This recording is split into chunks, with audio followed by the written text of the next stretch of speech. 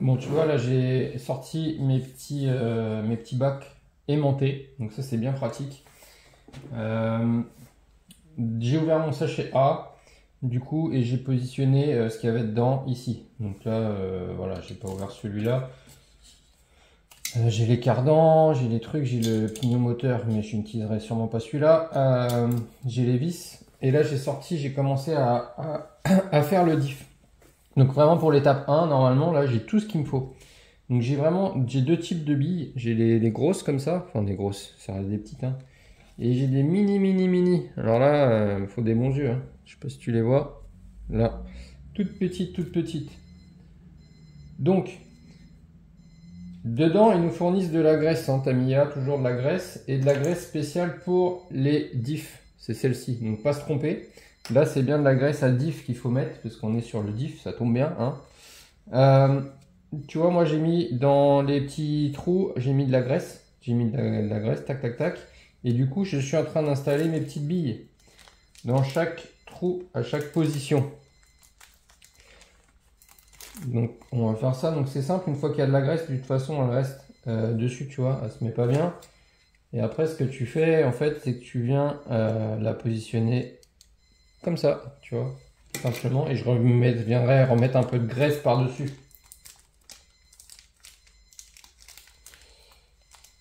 Alors.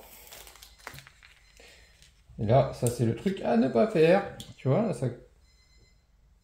c'est que je perds mes billes. Donc celles-là, ça va, elles sont plutôt grosses. Mais les toutes petites après, ça va être une mission à mettre, hein. Et tu vois comment je fais? Tout simplement, comme j'ai mis de la graisse, elles viennent se positionner, elles tiennent. Donc ça va, ils en mettent, il y en a deux de plus. T'as le droit d'en perdre deux. Ah non, t'as pas le droit d'en perdre, mais au cas où, t'en as deux d'avance. Alors, parce que ça se sauve vite, ces petites choses-là.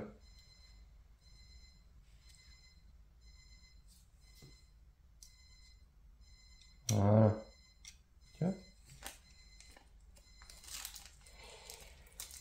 Donc on va faire ça. On met les billes. Ensuite, je vais venir remettre un petit peu de graisse dessus. Et je vais venir fermer. Comme ils disent ici, tu vois, j'ai tout ce qu'il faut pour... Là. Voilà. Une fois que tu as mis les billes, du coup, tu peux venir... Faut pas hésiter à en mettre un petit peu de graisse là-dessus. Parce que ça s'use.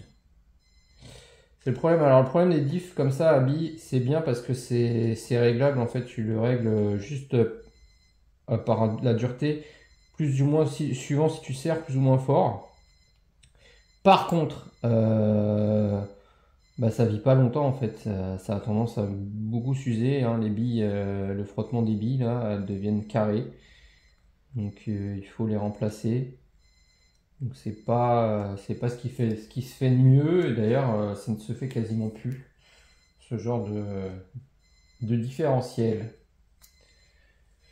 Voilà. Donc on va continuer les étapes. Tu vois là, ils disaient bien de les mettre comme ça. Ensuite, ils disent de prendre ça, de mettre dessus. Donc pareil, ça, il fallait mettre de la graisse, mais moi là j'en ai mis pas mal. Bon, je peux encore en mettre un petit peu, remarque. Normalement, tu mets de la graisse là-dessus aussi, et des deux côtés.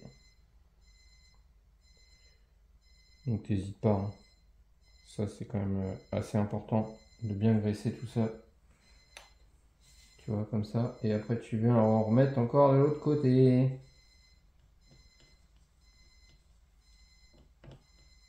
Hop. Voilà, voilou. Voilà, ensuite, ça doit être cette partie-là qui va là en haut. Donc effectivement, hop, c'est ça qui va venir ici te refermer ton truc. Et tu vois déjà là, ça tourne. Ok, je vais finir ça. Et puis bah, je te reprends après, hein, comme d'hab. Ok, donc là, le diff arrière, je viens de le terminer. J'ai serré la vis, comme ils disent là, vissé à fond. Donc normalement, tu prends une petite clé Allen, un petit truc, je prends ça, tu vois, ça, comme ça. Et là, ça me permet de venir visser. Donc là, Donc plus je vais le serrer, moins il va être libre. Donc à voir après au niveau du réglage ce qu'on veut faire. Hein. À voir comment ça se passe. Mais là on sent bien les billes qui tournent dedans. Donc là c'est le diff arrière. Hein. Donc moi je ferais plutôt tendance à le laisser plutôt relativement libre. À voir. Je parle pas trop de réglage là. Hein. Donc alors attention. Donc là j'ai fait l'étape. Attention de ne pas se faire avoir. Il y a un tas de rondelles à empiler. Il y a des tailles différentes de rondelles et des sens. Tu vois là, il te montre ici des rondelles à empiler. Et s'il faut surtout faire attention, c'est qu'il y a des tailles déjà de rondelles. Donc tu as les toutes petites qui vont se mettre en bas. Ici et ici, ça va pas être la même. C'est la MA20 et la MA21. Tu vois, donc là c'est différent. Et tu as un sens sur les rondelles, c'est des rondelles coniques, donc tu as un sens parce que c'est elles qui vont venir faire appui sur tes petites billes. Donc là, il faut se méfier, tu as un sens ici, tu as un sens ici. Il faut bien faire attention à ça, pas se faire avoir. Donc les toutes petites billes, tu vois, il m'en reste 2. Et les plus grosses, il m'en reste 2 aussi, ils en mettent toujours 2 en plus. Enfin toujours, je sais pas, mais en tout cas là j'en avais 2 en plus. Donc au niveau du serrage de mon diff, hein, je sais pas trop comment le serrer. Moi, voilà, il est serré. J'ai pas envie de trop le serrer quand même. J'ai envie qu'il reste libre, donc on verra ça. Et du coup, ça, c'est ce qui vient le fermer dessus. Et là après, voilà. Donc là, tu as le diff qui est fait. Voilà. Première étape. Étape 1, c'était pas la plus simple, on commence directement dans le dur. Je pense qu'il y aura des étapes plus simples que ça. Le petit tube de graisse, pareil, tu fais attention, tu te trompes pas, tu prends bien celui pour les diffs. Et tu vois, moi je l'ai entièrement vidé, hein, j'ai plus rien dedans. Donc j'ai tout mis. Donc que ça soit bien graissé cette histoire. Allez, on passe à la suite. Allez go. Après l'étape 1, donc le diff, on passe à l'étape 2. Donc tu vois, à chaque fois, ils te disent ce qu'il faut prendre dans les sachets. Donc moi là, à l'étape 2, il me faut 4 vis MA5. Donc tout simplement, dans mon sachet A que j'ai ouvert tout à l'heure, j'avais des vis que j'ai posées là. Tu prends ta vis pour vérifier que c'est la bonne, parce que là, tout ce qui est ici, c'est à l'échelle 1. Donc tout simplement, tu peux la mettre dessus comme ça, et tu vois que tu es sur la bonne vis avec la bonne longueur. Ok. Ensuite, normalement, il faut prendre des paliers en plastique. Là. Sauf que moi, je monte mon châssis sur roulement. Donc, je prends des roulements de la bonne taille. Donc, pareil, il suffit de regarder si tu es sur la bonne taille. Tu vois. Et il m'en faut 2 comme ça. Voilà. Ensuite, tu vas aller regarder bien ton image. Tu vas noter tout ce qui est noté de toutes les annotations. Donc, noter le sens. Donc, il faut bien faire attention au sens du diff, de le mettre dans le bon sens. Ok. Et ils te disent, donc ça, de l'enlever. Ça, la noix, on l'enlève. Donc le sens, moi de mon diff, ça va être bien comme ça. Ok. Il te précise ici les petits tubes de graisse. Donc tu as la graisse à mettre, graisser les endroits indiqués. Donc avec de la graisse, ça va être de la graisse comme ça. Et il va me falloir après, tout simplement, donc ça c'est une étape simple, hein, il va me falloir la pièce B7, donc cette grosse pièce là, et la pièce B4. Donc les deux sont sur la même grappe. Donc le B, c'est la lettre qui correspond à la grappe. Chaque grappe chez Tamiya, tu vois, là c'est la grappe D. Ici, je sais pas si tu vas bien voir, là, bam bam bam bam binoum. Ok. Donc ça c'est la grappe D par exemple. Et à chaque fois tu as les chiffres qui correspondent à la pièce. Donc nous on cherche la grappe B et non pas la D. Et a priori, ça, hein, tu vois, c'est sur une grappe rouge. Là, on a la grappe D, ici. Grappe B, on veut la pièce B4. Donc, grappe B, tu vas chercher la pièce 4, qui correspond bien à celle-ci, à celle qu'on voit sur l'image. Donc tu n'as plus qu'à la prendre. Alors il y en a qui prédécoupent d'abord les trucs. Ouais, après c'est un peu embêtant du coup pour retrouver à quoi correspondent. Moi, ce que j'aime bien, c'est vraiment bien enlever aussi toutes ces parties-là là, qui peuvent dépasser, tu vois, au fur et à mesure. Hein, voilà, comme ça c'est plus propre. Donc là on a cette pièce-là, et il nous faut la B7. Donc la B7, c'est 7, c'est là ici. Donc c'est bien la grosse pièce qu'on a là. C'est la cellule arrière.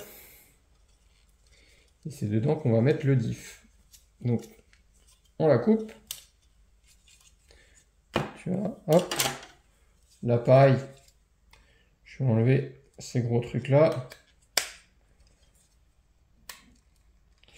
Histoire de faire un boulot plutôt propre. Voilà.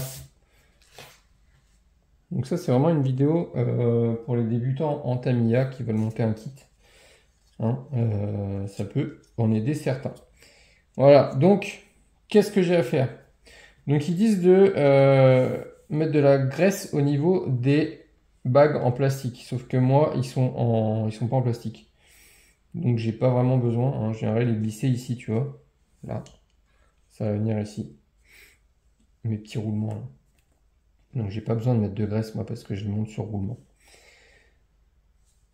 Les vis Tamiya, moi j'ai un kit de tournevis Tamiya. C'est, tu vois ça. C'est un petit peu mieux quand même. Parce que l'empreinte, c'est pas vraiment du cruciforme chez Tamiya. Là, tu vois, en prenant ça, les vrais outils Tamiya, on a une bonne accroche. Ça, c'est trop petit. On a une bonne accroche. Plutôt que de prendre un tournevis... voilà, un tournevis type comme ça, là, type Philips, je crois. Non, c'est pas du Philips, justement. Où là, justement, on a des empreintes ici qui viennent gêner. Là, tu vois, ça va pas accrocher correctement. Donc, si on veut pas abîmer les vis et bien visser, c'est mieux de prendre vraiment les bons outils. Donc ça, moi, j'ai le manche Tamiya qui va directement dessus, qui va m'aider à venir visser ça. Donc là, j'ai tout ce qu'il me faut pour cette étape. Il me manque plus qu'à graisser le différentiel et à surtout le mettre dans le bon sens, tu vois. Donc on met les petits roulements là et là, voilà, tu vois, comme ça. Oui, c'est tout. Donc là, on va aller ouvrir la graisse et on va aller en mettre avant de refermer. Quoique, tu sais quoi, parce que là, je vais pouvoir fermer et mettre de la graisse directement de ce côté-là, ce sera encore plus simple. Donc là, on va venir fermer, donc attention au sens. Cette partie vers le bas. Tu vois, hop. Et ça va venir nous caler nos roulements. Voilà, comme ça, tu vois. Là. Voilà. Voilà.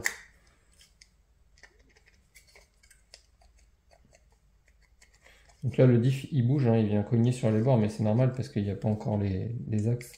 Quand ton axe il sera mis, voilà. Là, il tournera bien. Ok. Alors, plus qu'à visser. Et la petite étape 2 sera terminée. Tout simplement.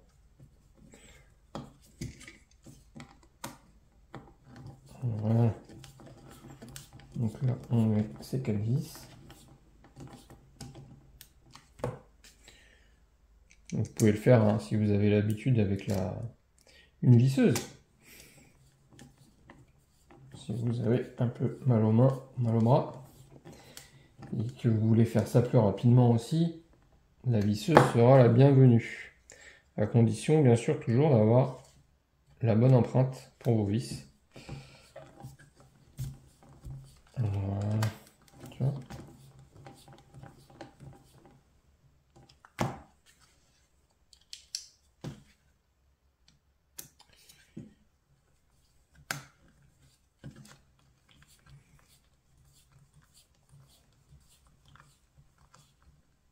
Voilà. Donc là, on est bon. Juste à mettre de la graisse ici, ne pas oublier. Là. Voilà. Allez, on va avancer un petit peu. Moi, je vais me retrouver. Après, là, je vais mettre le moteur. Donc, rappelle-moi, le moteur, normalement, il est là.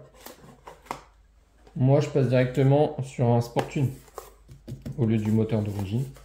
Donc, je vais mettre lui. Avec, au lieu de mettre le pignon de 21 fourni, moi, je vais passer directement là-dessus un pignon de 24. Hein, là, on va pas rouler à 15 à l'heure, on va quand même rouler un peu plus fort avec ça. Ok. Donc je vous reprends après, hein, on va avancer tranquillement. On va faire ensemble quand même cette étape là, montage moteur, enfin du moins du pignon moteur. Il y a des choses à savoir à ce niveau-là. Donc nous, déjà, le moteur est fourni d'origine avec un pignon de 21 et une couronne qui est là, de 74. Okay. Donc on a un support moteur. Chez Tamiya, dans les kits comme ça loisirs, l'entredent se fait directement via le support moteur, c'est-à-dire que tu vas venir mettre dans les bons trous, au bon endroit, ton moteur.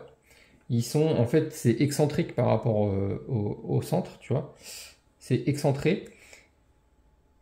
Et suivant là où tu vas venir visser ton moteur dans le support, qui est ici, donc c'est la même chose, c'est le même principe sur les TT01, TT02, ok.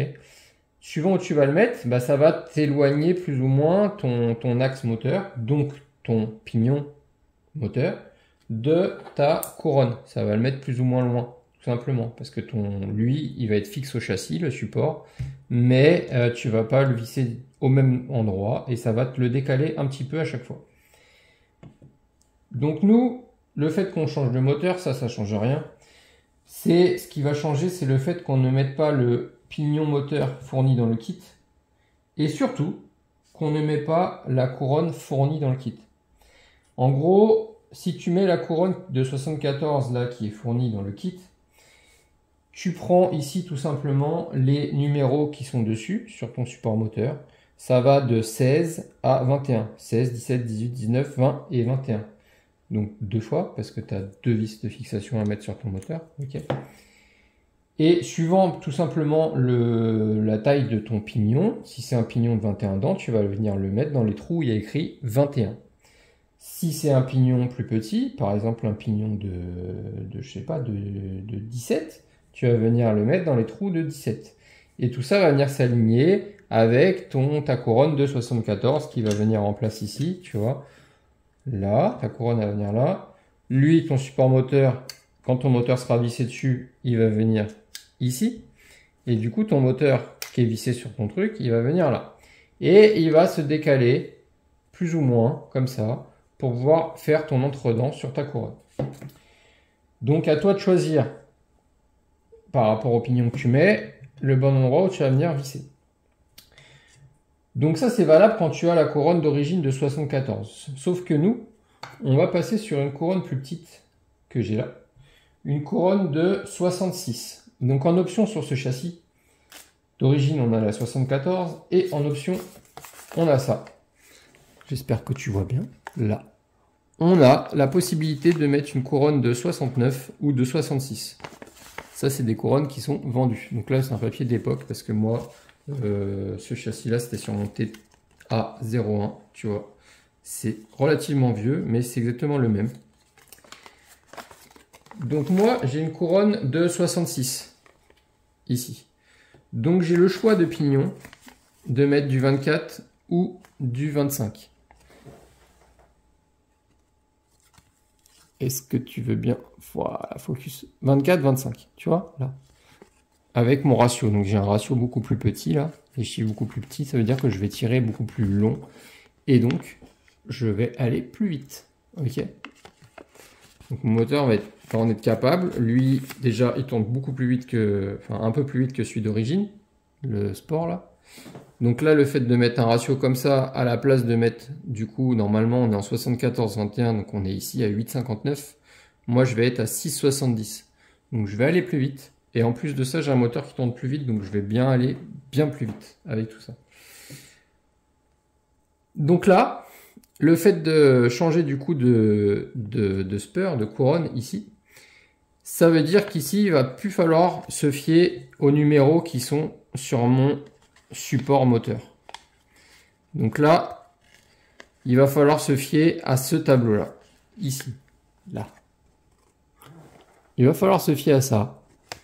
Et il va falloir regarder. Donc moi, je suis en couronne de 66, donc ça va être ici. Et je vais être en pignon de 24 sur mon moteur, donc ici. Donc là, ils me disent que la correspondance, c'est de me mettre sur 16. La correspondance ici va être de me mettre sur 16. Donc là, je vais me mettre comme si j'avais un pignon de 16. Alors que je mets un pignon de 24. J'espère que vous avez tous suivi et tous compris. Hein, n'hésitez pas en commentaire si vous ne comprenez pas. C'est archi simple, mais n'hésitez pas. Hein, c'est possible quand on est débutant de pas tout comprendre. Et je pourrais donc vous expliquer, ou les abonnés pourront aussi vous aider. Donc voilà, la chaîne elle est faite pour ça aussi. Hein. C'est de l'entraide, du partage. Petit rappel. Donc voilà. Donc moi, je vais venir placer mon moteur là. Les fixations moteurs, tu vois, les deux trous que j'ai. Je vais aller me les aligner tout simplement ici sur le 16 en haut et en bas. Et normalement, mon entre-dent sera parfaitement réglé. Là. Voilà. Ok. Donc on va faire ça ensemble quand même. Parce qu'il y a une autre technique sur ce châssis, c'est que comme le moteur il est fixé là-dessus et que lui après il vient se visser là-dessus, et ben il faut, tu pourras pas venir serrer ton pignon et le mettre là où il faut. Donc en fait ils te fournissent une petite cale comme ça, histoire de pouvoir venir le placer. Donc moi, comme j'ai le support qui est en plastique d'origine là, je vais mettre quand même ça, c'est pour la chaleur du moteur. Ça c'est une petite plaque qui est fournie avec le châssis. Donc c'est bien de la mettre. Alors quand tu as un support en métal, en alu, généralement, support moteur en alu, c'est bien de l'avoir, j'aurais peut-être dû le prendre. Le petit support moteur en alu, c'est bien de l'avoir parce que ça aide à refroidir justement le moteur. Ça va dissiper un petit peu la chaleur qui se passe là-dedans. Surtout avec un moteur charbon qui va ruidement chauffer vu qu'on va tirer quand même long. Ok, donc à ne pas faire des sessions de 40 minutes avec ça, c'est pas le bon plan. Donc là, on fait comme ce qu'ils disent, hein. On le met, le truc, on le met. Et afin de venir placer mon pignon moteur, ils disent de mettre ça, pour pouvoir le mettre en gros, le mettre à la bonne distance. Ok. Donc ils disent de le prendre, de le positionner. Alors attends, il est où mon méplat? Il est là. On va faire comme ça. Tac, tac, tac. Et là, tout simplement, hop, tu vois, normalement, je vais être à la bonne distance parce que j'ai mis ma petite entretoise rouge là. Et là, j'ai plus qu'à venir serrer, si je prends le bon outil, là, mon pignon.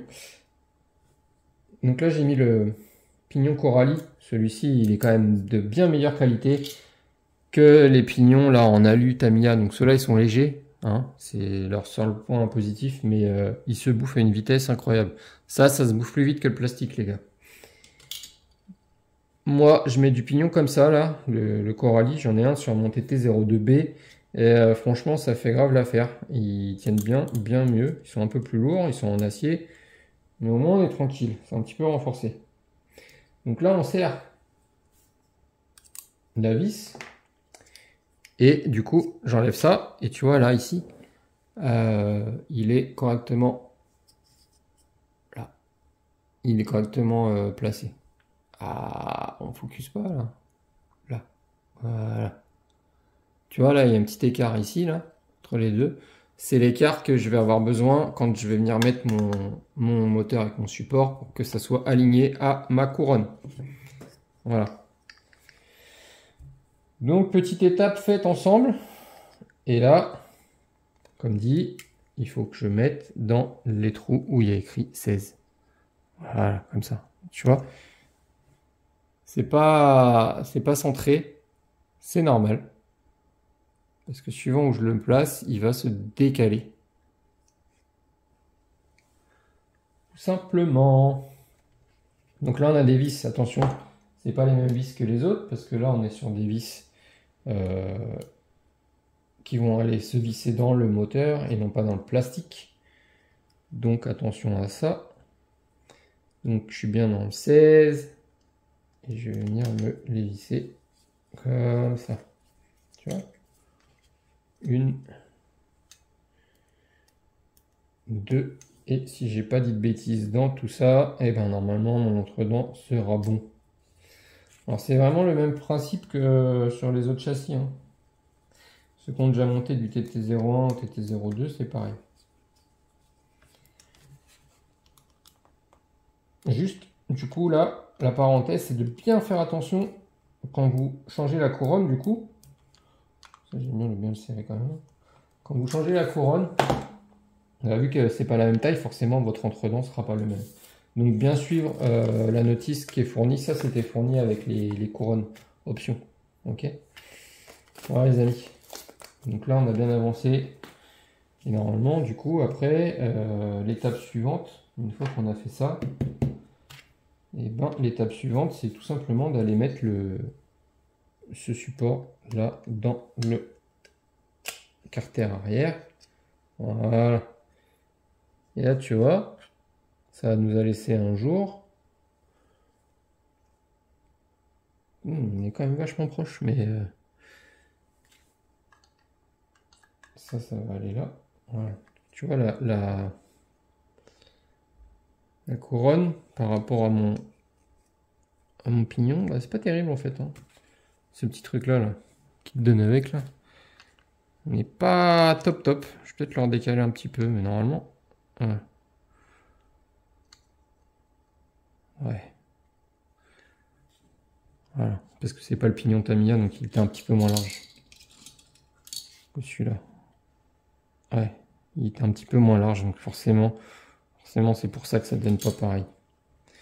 Donc je vais le redécaler peut-être un petit peu, histoire de, tu vois, oui. Régulièrement. En fait, c'est tout simplement parce que c'était pas le pignon d'origine Tamiya, donc forcément il tombe pas pile poil pareil.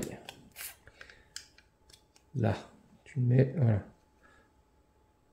Là, et là on sera vraiment bien. Voilà, là on sera bien en face. Je sais pas si tu vois, là dans le fond du truc, ici, là. On aligne les dents, quoi. Histoire qu'il y ait le plus de portée possible sur entre le pignon et la couronne. Ouais, là on est bien. Voilà, allez, je vais me visser ça. Donc ça, c'est une petite pièce, vous la gardez de côté, vous n'en avez plus besoin. Vraiment. Hein? Allez, on va continuer après. Alors, la cellule arrière, elle est montée. Et nous, on va faire l'étape 7. Alors, je te reprends quand même pour te montrer comment je fais. C'est que je prends, parce que là, il y a quand même plusieurs petites choses à mettre dessus.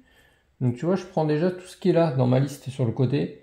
Je vois qu'il me faut des MA4. Il m'en faut 2. Donc, je regarde le modèle, je prends les 2. Ensuite, MA5, il m'en faut 2. Je prends les 2. Ensuite, ça, la noix, là, la longue, il m'en faut une. Il me faut la courte, là. Il me faut 2 rondelles, comme ça. Donc, je prends bien le modèle pour être sûr de la taille, même si j'ai pas 36 000 sortes là. Il m'en faut 2, j'en prends 2. Et 2 joints toriques. Ensuite, je cherche mes pièces K3. Il me faut des K3, il m'en faut 2. Donc, c'est celle-ci. Ok. Et il me faut le B5 qui est là. Voilà. Tu vois. Tout ce qu'il me faut, c'est là. Donc ensuite, a priori, a fortiori, ça va aller ici. Tout simplement. Donc avec mes 2 vis qui sont là. Donc là, une fois que j'ai tout comme ça, après, je peux commencer à venir visser mes trucs, hein. Donc moi, c'est ma méthode. Il y en a sûrement d'autres qui font un peu différemment. Chacun fait à sa sauce. Le principal, c'est de vraiment rien oublier. Moi, je préfère prendre mon temps et bien positionner chaque chose comme ça. Sachant que là, je suis toujours dans le sachet A, hein, je suis à l'étape du sachet A. Comme ça va me faire, on va dire, chaque sachet sera sûrement une vidéo. Hein. Je pense que je vais m'organiser comme ça pour que vous puissiez suivre. Sachet A, sachet B, sachet C. Voilà, sachet C, c'est les amortisseurs. Donc ça, c'est pas très intéressant, mais effectivement, ça peut faire l'objet d'une vidéo. Hein. Donc voilà, donc après là je vais prendre les petites choses, je vais les graisser bien à l'endroit où ils disent. Quoique celle-ci, je suis pas fan de les graisser moi, ces vis là. Alors ils disent de les graisser parce que c'est métal contre plastique, hein, pour éviter un petit peu l'usure quand même. Mais le problème c'est que si tu mets de la graisse là, c'est que ça prend vachement la poussière. Et ça c'est un peu chiant. Hein. Bon. En mettre quand même un petit peu. Habituellement, j'en mets pas, je crois. Tu vois, hop. Un petit peu comme ça. Ça. Du coup, ça voilà, tu vois, la graisse, ça se met.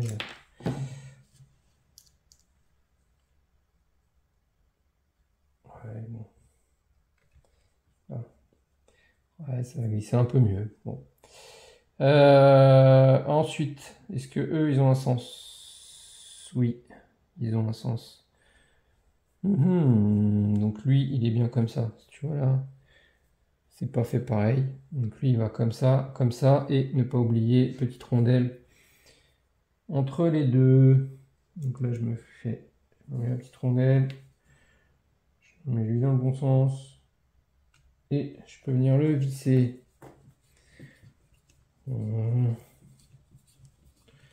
Comme ça. Normalement, on va au bout. Ouais, c'est parfait. Donc là, c'est les tirants supérieurs là. Donc là-dessus d'origine, ils sont pas réglables. Bon, c'est pas bien gênant. Par contre, ils ont quand même. Tu vois, il y a toujours un petit peu de jeu. Hein. Le fait de mettre les options des tirants réglables, bon, ça enlève un peu le jeu parce que souvent ils sont montés sur des rotules, ce qui est quand même bien mieux. Hein. Donc voilà. On va finir cette étape tranquillou. L'étape suivante, on va la faire aussi tranquillou. C'est les triangles avec les fusées arrière. Rien de bien compliqué. Ensuite, on mettra les cardans. On se reprend quand c'est fini. Bon voilà, la cellule arrière est entièrement montée. Donc là, sur les dernières étapes, il n'y avait rien de bien compliqué pour finir le sachet A. Donc là, le sachet A qui est là, il est vide. On va pouvoir s'attaquer au sachet B, comme indiqué ici. Donc on a fait les 9 premières étapes qui correspondaient au premier sachet et qui correspondaient à toute la cellule arrière. Donc là c'est où on va mettre le cardan central. Le moteur est en place, la transmission est en place avec le différentiel arrière, la couronne principale qui est là, le pignon moteur à l'intérieur, les triangles arrière sont montés. Donc c'est ça qui diffère beaucoup sur le TA01 et le TA02, c'est que vous voyez après la cellule arrière elle va aller ici. Et la grosse différence entre le 1 et le 2, en fait, c'est le châssis là, lui, sur le 1 il était plus long, donc la cellule arrière était elle plus loin, ça va comme ça. La cellule arrière du coup était un petit peu plus en arrière et du coup les triangles eux étaient plus droits. Donc là les masses ont été rapatriées plus vers l'avant. Donc voilà la grosse différence entre les deux surtout qu'il y a eu. Voilà. Donc là ça va être comme ça va être beau. Tu vois un peu. Là, voilà. Après, on essaiera de mettre peut-être un petit ventilateur moteur. Hein. Toujours mieux de refroidir les moteurs charbon. Donc voilà pour cette première vidéo de montage du TA01. Donc tout le sachet A est monté et ça donne ça les amis. Allez, je vous laisse là-dessus. Pensez à vous abonner à la chaîne, à mettre le petit like qui va bien. Ça fait toujours plaisir pour le référencement. C'est toujours bien. Je vous remercie à tous et à bientôt.